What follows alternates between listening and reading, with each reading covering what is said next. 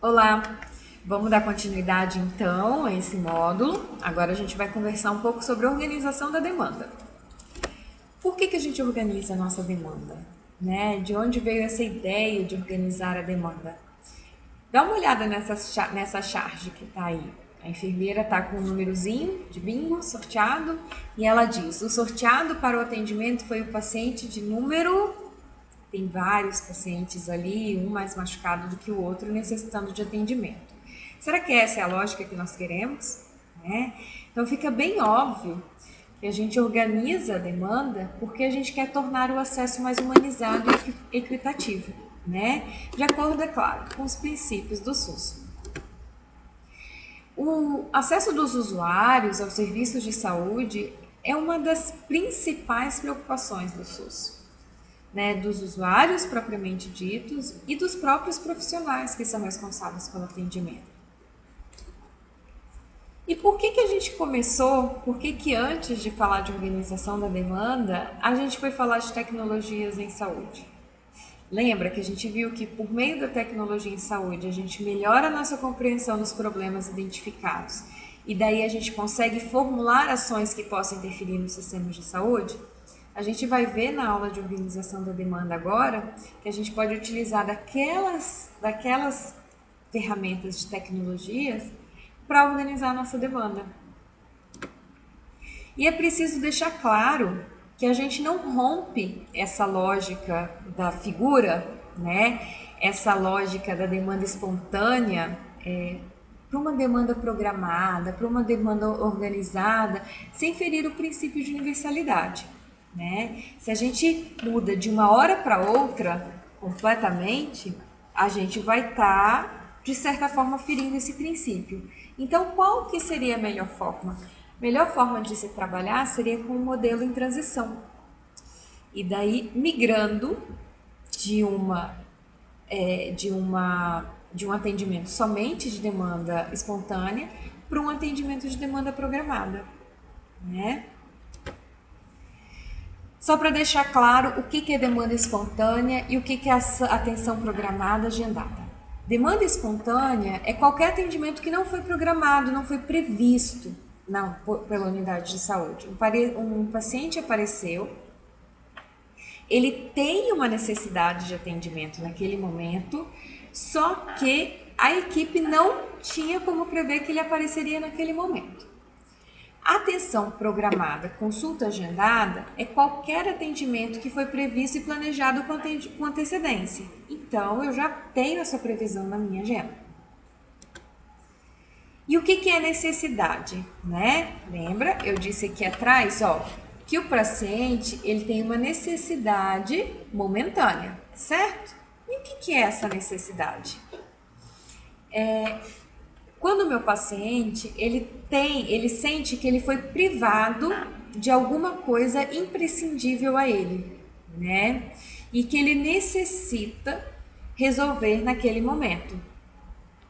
E aquilo o constrange de tal forma que o obriga a buscar por atendimento imediato para ter uma resposta imediata uma solução para aquela necessidade, que pode ser desde um caso mais leve, um mal-estar que começou de manhã cedo ou começou no meio do dia, ou uma indisposição, ou uma dor de dente, ou de repente algum caso mais grave, como um infarto, uma dor no peito que não se justifica aparentemente, é uma necessidade dele. E o conceito de demanda, né, a palavra demanda, remete à ação de demandar, de procurar, de pedir, de exigir, né, que está expresso pelo usuário entre o desejo dele e a necessidade. Portanto, atender a demanda espontânea, né, aquele paciente que chega, mesmo que você não tenha previsto que ele iria aparecer, não tenha deixado um horário reservado na agenda para ele, implica do profissional que está lá na ponta a necessidade de ouvir o paciente e de responder a ele de alguma forma, né?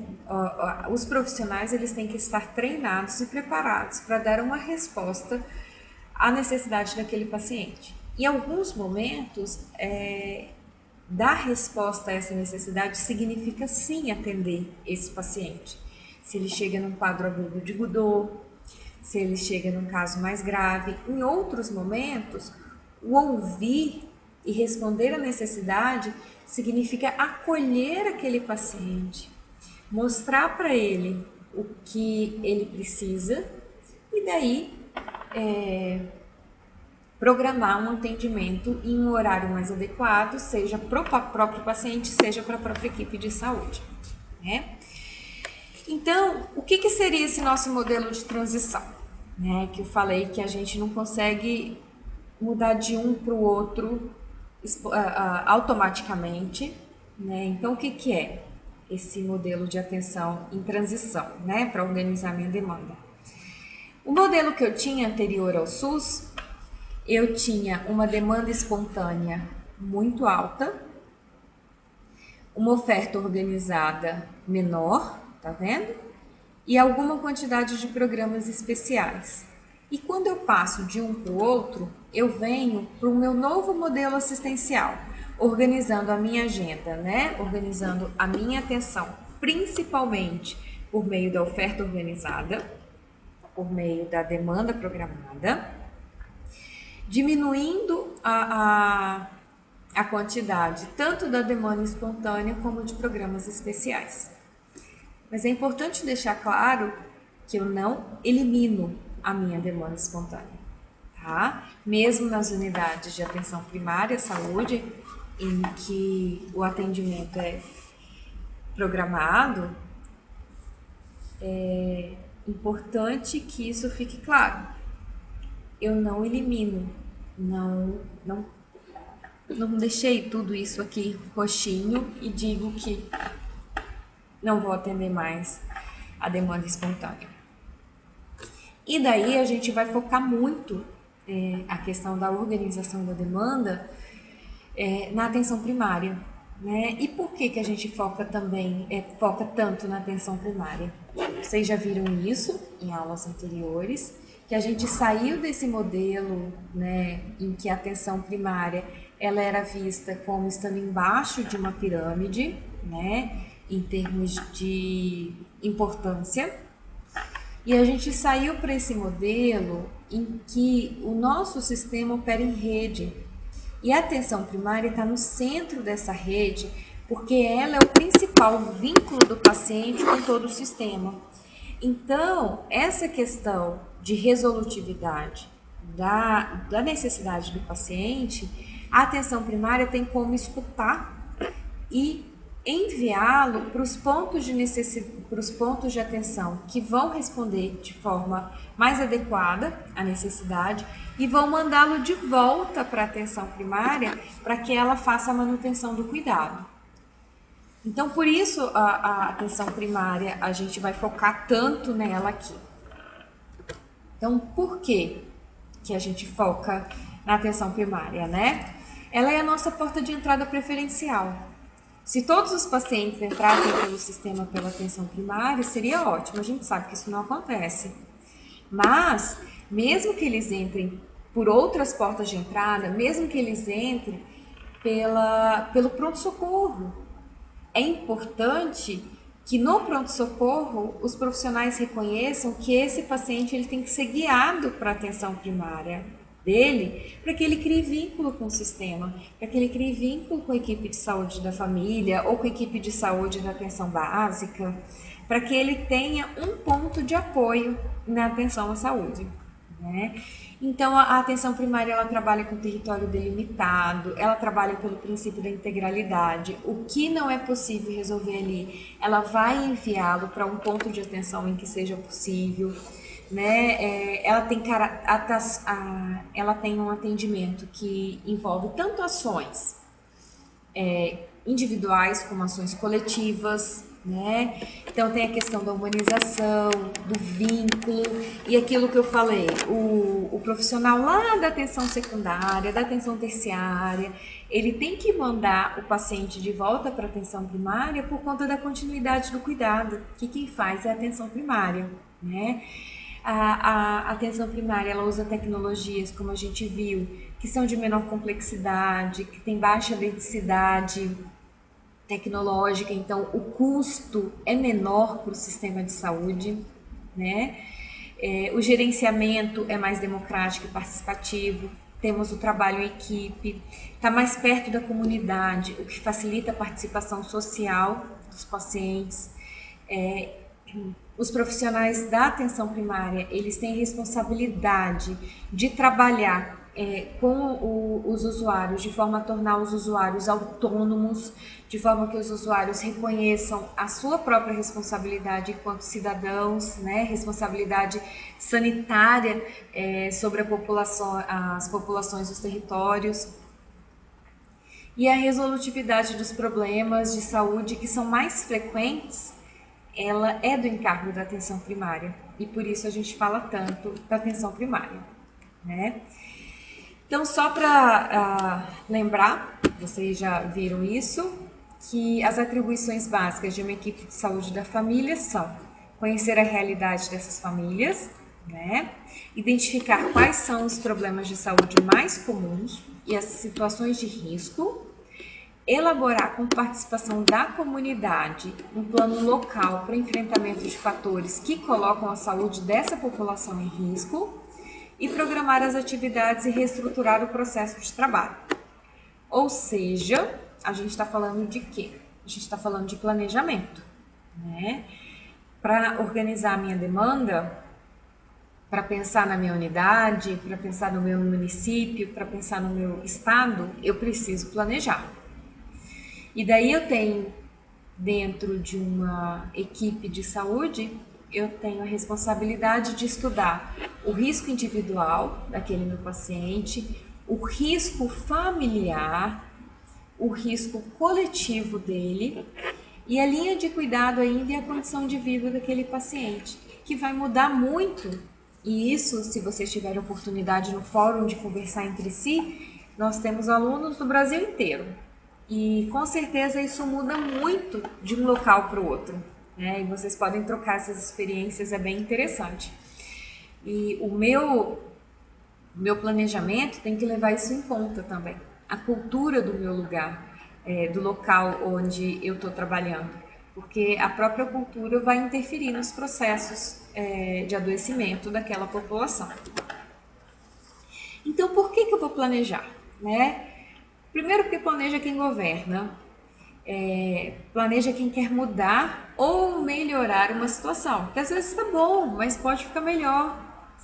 Planeja quem tem algum problema identificado, né? Lembra quando eu vi em tecnologias que elas permitem identificação de problemas? Eu planejo para evitar que condições adequadas venham a deteriorar-se no futuro, né? E só planeja quem conhece a realidade e sabe aonde quer chegar, né?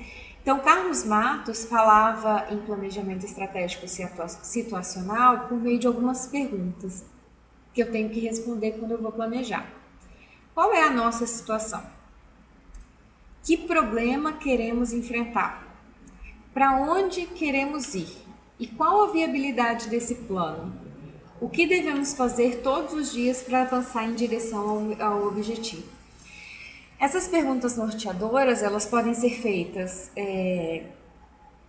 por uma equipe de saúde de uma unidade, elas podem ser feitas em nível gestor mesmo, por uma equipe de gestão que atua no município, e é importante que elas sejam feitas em grupo. Né? A situação, conhecer a realidade, nunca é fácil só para uma pessoa fazer. É importante que isso seja feito em grupo, porque daí conhecendo a realidade eu consigo planejar e melhorar a situação que eu estou. Então, quais seriam as ferramentas, né, para organizar a minha demanda? Planejamento estratégico, né, reuniões periódicas das equipes, construção de agendas de trabalho da equipe, acolhimento com classificação de risco e vulnerabilidade, escalas de risco, de avaliação de risco familiar, como por exemplo a escala de Coelho e Savassi, a clínica ampliada e o projeto terapêutico singular, genograma, que a gente falou lá na aula de tecnologias em saúde, e o ecomapa também são ferramentas que eu posso utilizar para organizar a minha demanda. Então, como que eu vou organizar, né? Eu identifico os grupos que mais precisam, dependendo do perfil epidemiológico, dependendo das condições socioeconômicas, né? E para isso eu preciso conhecer bem o local onde eu estou trabalhando. Seja um território de uma unidade, seja um município onde eu sou secretário municipal de saúde, ou onde eu sou, de repente, área técnica, né? O gestor de determinada área técnica, eu preciso conhecer bem o local que eu estou trabalhando. Então, eu posso trabalhar com ferramentas de classificação de risco para organizar o meu serviço, priorizando atendimento de quem mais precisa, ou seja, respeitando o princípio da equidade.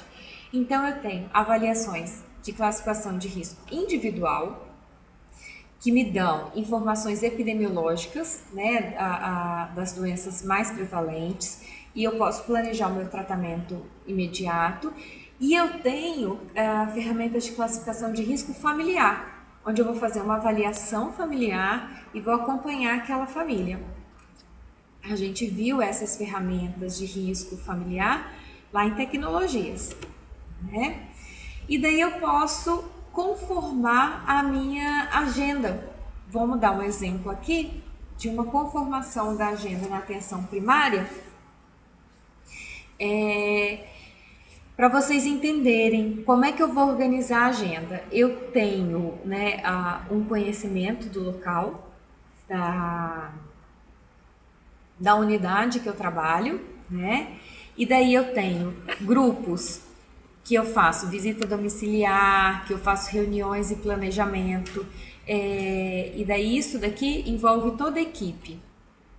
Eu tenho o acolhimento na minha unidade, eu tenho que pensar que a minha agenda precisa ter alguma previsibilidade de demanda não programada, de pacientes que eles vão aparecer, e daí, mais uma vez, dependendo do meu local, eu preciso, nessa fase de transição, em que estou com esse modelo de transição, uma unidade pode ser que ela tenha que prever mais espaço para demanda espontânea do que a unidade de outro local no mesmo município.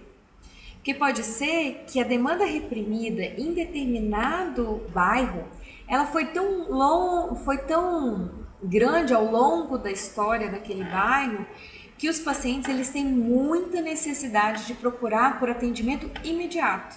E daí, naquele local específico, eu tenho que estar preparado para isso. Mas num outro bairro foi diferente a história daquele bairro. Aquele bairro sempre teve uma unidade, aquele bairro, de repente, as pessoas chegaram já com uma condição de saúde diferente. Então, eu tenho que pensar diferente em dois lugares diferentes. E daí, num local, eu tenho a previsão de uma procura maior, no outro eu tenho a previsão de uma procura menor. Então, eu organizo a minha agenda de acordo com a realidade daquele local, né? Daí eu também tenho que pensar a questão de redes terapêuticas, doenças crônicas não transmissíveis, como é que aquele profissional vai atuar nessas redes, eu tenho que prever isso na minha agenda. A triagem de risco familiar e individual, né, que eu posso fazer, inclusive, na minha visita domiciliar. Então, eu posso unir esses daqui. A minha triagem de risco familiar, eu posso fazer na minha reunião de equipe. Entendeu? Então, eu posso prever tudo isso dentro da minha agenda. E eu ainda tenho que levar em consideração as peculiaridades de cada local, né? Por exemplo, as características locais, né? Comunidades rurais que podem existir, assentamentos que podem me fazer ter que modificar a estrutura da minha agenda de acordo com cada localidade. E daí isso vocês vão poder falar muito mais pra gente, porque cada um de vocês vem de uma realidade muito diferente. Alguns de vocês, nós vimos, trabalham com saúde indígena, outros trabalham em cidades de grande porte, outros trabalham em cidades menores, e cada um vive uma realidade diferente. Pode ser que a organização da agenda em determinado local seja o oposto de outro. É interessante trocar essas ideias entre gestores. Então, por exemplo, na escala de risco familiar, eu posso planejar um pouquinho a minha agenda se eu aplicá-la na família, né? Essa é interessante porque a ficha A do SEAB, todos têm uma certa familiaridade com essa ficha e ela utiliza essa ficha dando sentinelas para avaliação da situação da família, né? Então, como todo mundo tem uma certa familiaridade, ela ficou bem fácil de ser operada. E o que essa escala, né, de Coelho e Savassi pretende? Ela procura contribuir para estabelecer prioridades, para eu ver quais famílias estão mais em risco e que daí demandam a minha atenção mais imediata do que outras que estão no risco menor ou mesmo fora de risco. Então ela vai me dar o quê? Aqui, ó, eu tenho os dados da ficha A e aqui eu tenho a minha pontuação. Então eu vou vendo se eu tenho acamado, qual a pontuação, e eu vou assinalando, né? Chegando nessa pontuação, eu vou chegar a um final que vai me dar uma pontuação de 5 ou 6, que é um risco 1, ou seja, um risco menor para essa família. Ou eu posso ter um risco até maior do que 9, que é o meu R3, que me diz que é uma família em risco máximo. Esse risco máximo quer dizer o quê? Eu estou num território e eu utilizei a escala, né? Eu peguei lá as fichas, avaliei todas as minhas famílias, porque vejam que essa escala é diferente de montar um genograma, ela é mais fácil de ser construída, concorda? Eu só tenho que pontuar de acordo com o que está já marcado, eu só tenho que dar pontos para chegar na minha pontuação final. E daí eu consigo ver, né, e fazer um planejamento. Essas daqui são as minhas famílias de risco alto, então eu vou conversar com as agentes comunitárias de saúde, se eu tiver, eu vou fazer visita domiciliar, eu vou convidar esses pacientes, o que está levando a esse risco máximo. Então eu consigo priorizar essas famílias, né? Dando uma atenção mais focada nelas do que nas que estão em menor risco ou nas que não representam risco. A clínica ampliada, o que é, né? O que seria a clínica ampliada? É um trabalho clínico que visa o sujeito e a doença, visa a família e o contexto. E o objetivo da clínica ampliada é produzir saúde e, principalmente, aumentar a autonomia do sujeito, da família e da comunidade. A gente ouve muito falar que alguns profissionais de saúde, eles são paternalistas. Eles fazem tudo o que os pacientes querem, eles sempre dão um sim. E é preciso tomar cuidado para separar bem as coisas, né? Ser paternal não é construir a autonomia do sujeito. O profissional de saúde, ele tem que querer a independência do paciente. Ele tem que querer que o paciente seja capaz de promover o autocuidado. E é isso que a clínica ampliada também promove, né? A autonomia daquele sujeito, a identificação daquele sujeito como um ser capaz de transformar a própria saúde e não ser dependente só do médico, do dentista, do enfermeiro, do assistente social, do psicólogo, compreendem? Então é muito importante ter essas definições bem claras, Cuidar, dar atenção ao paciente, acolher, construir vínculo, não tem nada a ver com atitude paternalista, tá? A construção do vínculo é promoção do autocuidado, né? Acolher o paciente, recebê-lo, ouvi-lo, conversar com ele. A gente está querendo sempre promover a autonomia do sujeito.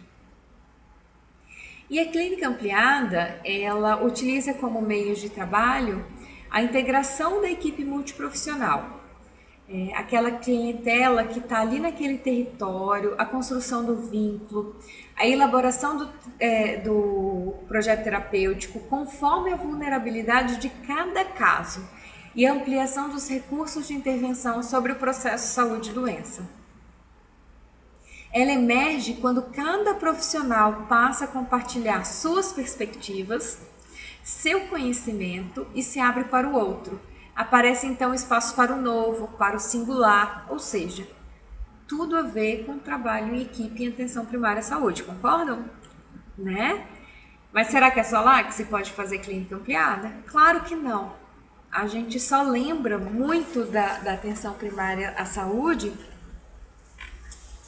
porque ela tem essas peculiaridades, né, de trabalhar muito mais com essas tecnologias leves do que com as tecnologias duras. E você vê que a clínica ampliada depende o quê? Né, do trabalho em equipe, da dedicação dos profissionais, depende muito de responsabilidade dos profissionais e deles compartilharem, deles construírem, deles discutirem cada caso específico. O projeto terapêutico singular é um conjunto de propostas de condutas terapêuticas articuladas para um sujeito individual ou coletivo, que é resultado da discussão de uma equipe interdisciplinar, com apoio matricial se for necessário. O projeto terapêutico singular ele é dedicado a situações que são mais complexas. É uma variação daquela discussão do caso clínico, né, que todo mundo conhece. Aquele caso clínico específico e os profissionais vão discutir sobre ele para tentar melhor solucioná-lo. É uma reunião de toda a equipe, onde todas as opiniões são importantes para entender o sujeito com alguma demanda de cuidado em saúde e, consequentemente, para a definição de propostas de ações que podem envolver outros recursos que vão além dos saberes técnicos daquela equipe de saúde que está discutindo o caso. É uma forma de trabalho importante para a equipe, nos remete também a ideias de tecnologia leve, tanto por ser um momento de aprendizado mútuo, pela troca de conhecimento entre os membros da equipe, como também por reduzir o sentimento de estar sozinho diante das dificuldades enfrentadas pelas famílias. Então, o projeto terapêutico singular tem tudo a ver com o que a gente conversou lá das tecnologias leves. Uma outra forma de organização da demanda, e daí eu estou falando da demanda espontânea, não estou falando da demanda programada, porque essas formas que a gente viu até agora, elas me dão o quê?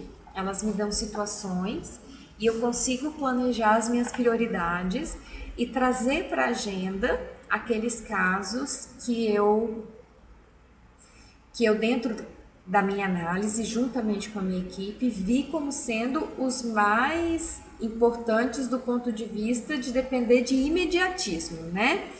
Eu preciso dar mais atenção àquela família que está em maior risco, eu preciso dar uma atenção para aquele paciente que está com algum transtorno mental, ou para aquele paciente que tentou suicídio. Então, eu identifico essas coisas, né, essas situações, eu identifico esses riscos, sejam individuais, sejam familiares, que eu planejo a minha agenda de acordo com esses riscos, certo? Então, eu faço uma agenda programada para o médico, para o dentista, para o enfermeiro, para o assistente social, trazendo essas prioridades que eu elenquei na minha análise. Só que eu estou num local que continua aparecendo sempre pacientes de demanda espontânea.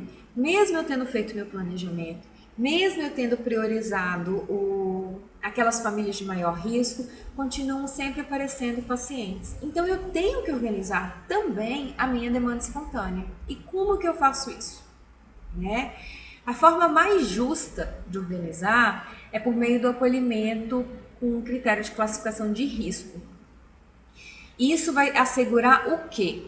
Né? Vai assegurar a equidade, ou seja, os pacientes mais graves, eles vão ter prioridade com relação aos pacientes menos graves, tá? E a demanda a organização da demanda por esses critérios de classificação de risco, ela pode ser usada em qualquer ponto de atenção. Ela pode ser usada lá na atenção primária, para classificar os meus pacientes que chegam na demanda espontânea. Ela pode ser usada lá nas unidades de pronto atendimento, né, que só atendem demanda espontânea, e elas podem ser usadas em ambiente hospitalar, tá? A questão é que ela traz a justiça para a organização dessa demanda. E como que ela é? Ela é por cores, um profissional que precisa ser capacitado, treinado e muito bem esclarecido de como é essa classificação de risco. Ele é colocado num ponto de escuta. Ele vai escutar cada paciente que chega para a demanda espontânea e vai classificá-lo com relação ao seu risco. E daí o risco vai variar de vermelho até o azul, passando por laranja, amarelo e verde. Sendo que, por exemplo, o paciente que chega vermelho, geralmente ele não é nem ouvido por esse profissional, porque o caso dele é tão grave que ele costuma já chegar em ambulância, já entrar direto. Mas é aquele caso de emergência, algo grave, que requer atendimento imediato. Todo mundo tem que parar tudo que está fazendo para atender aquele paciente, porque ele está num risco iminente, né? Um risco alto de perder a própria vida. Ali a gente tem, nessa cor vermelha, a gente tem uma ameaça à vida. E daí eu tenho o laranja, que seria o muito urgente, né? O amarelo, que seria o caso de urgente, e o verde e o azul, que seria o pouco urgente ou não urgente. O azul, na verdade, ele é um caso para ser resolvido até mesmo por demanda programada, né? Esse paciente ele precisa ser orientado e por isso o profissional que está lá na escuta, classificando com as pulseirinhas vermelho, laranja, amarelo, verde e azul, ele precisa estar treinado para ter essa conversa com o paciente. Porque esse paciente azul, ele pode ter um atendimento programado. O caso dele não é urgente, tem uma complexidade baixa e ele pode ser facilmente resolvido em atendimento ambulatorial, né? O pouco urgente, em geral, exige atendimento médico, mas não é imediato. E é isso que os pacientes e os profissionais precisam compreender também. Numa unidade que não atende somente urgências, uma unidade, por exemplo, uma unidade de saúde da família, que atende principalmente demanda programada, agenda, é importante também que os casos de demanda espontânea sejam ouvidos e sejam resolvidos. E dependendo, né, do caso, a resolutividade daquele problema não vai ficar só ali, vai depender de outras referências para atenção secundária, para atenção terciária, mas é importante que o paciente seja ouvido, acolhido e tenha a sua necessidade respondida, tá?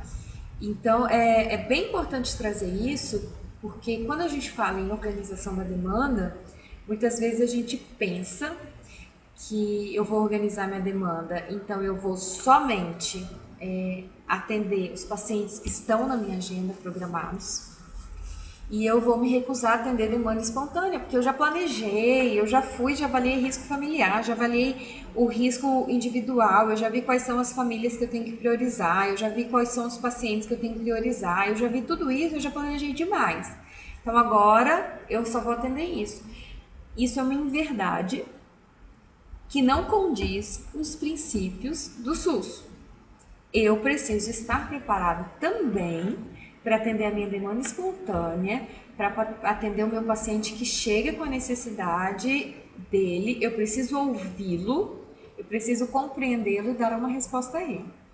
E para isso eu preciso de profissionais capacitados, profissionais treinados, profissionais que saibam dos princípios do SUS e que saibam como funciona o meu sistema, seja no meu município, seja no meu estado, como que funciona o meu sistema, para eu poder, para que, na verdade eu não, né? Para que aquele profissional ele saiba de tal forma que ele possa dar ao paciente a melhor resposta para a necessidade dele, tá?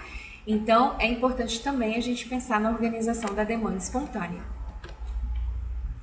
Então, para encerrar a nossa aula de organização da demanda, né, vamos ver qual é o norteamento geral de uma organização da demanda, né? Por organização da demanda, a gente pretende, com a organização da demanda, né, a gente pretende manter uma atenção universal, com prioridades definidas a partir do risco social e da disponibilidade do serviço. E daí eu posso organizar das formas como eu falei, né? Eu vou definir, então, a melhor estratégia nuclear. Se é, dependendo do local que eu tô, se eu só tenho famílias, ou se de repente eu tenho escolas e eu posso atuar sobre a saúde dos escolares, e tudo vai depender da realidade onde eu estou inserida como profissional de saúde. A minha ideia de organizar uma demanda é transcender aos limites do espaço físico, ou seja, eu vou aproveitar todos os espaços sociais disponíveis para promover a saúde da população. Por isso que eu penso no ecomapa. Por isso que eu vejo o que tem nessa comunidade que pode fortalecer as famílias e promover a saúde delas. Eu vou racionalizar o meu serviço, centrando a atenção em grupos com maior necessidade. Ou seja, eu vou fazer o meu planejamento, eu vou pensar no que eu estou fazendo. E daí eu vou priorizar quem mais precisa, eu vou agir com equidade. Eu vou trabalhar em sintonia com o meu plano municipal de saúde, se eu estiver dentro de um município, estimulando e exercitando a interdisciplinaridade. Eu vou envolver a equipe através de capacitações estratégicas. Ou seja, vocês como gestores ou como profissionais de saúde têm que ter a consciência de que só faz bem feito quem sabe o que fazer. Então, se eu sou gestor de um município e eu quero, ou mesmo se eu sou diretor de uma unidade de saúde, e eu quero que os meus profissionais trabalhem bem, trabalhem dentro dos princípios do SUS, que eles promovam o acolhimento, que eles ouçam o paciente, que eles criem vínculo com as famílias, eu preciso capacitá-los. Eu preciso que eles entendam o que é que eles estão fazendo, o SUS, como ele é pensado, por que ele existe. Então é preciso que a gente pense também na capacitação de quem está promovendo saúde, de quem está ali como profissional fazendo saúde.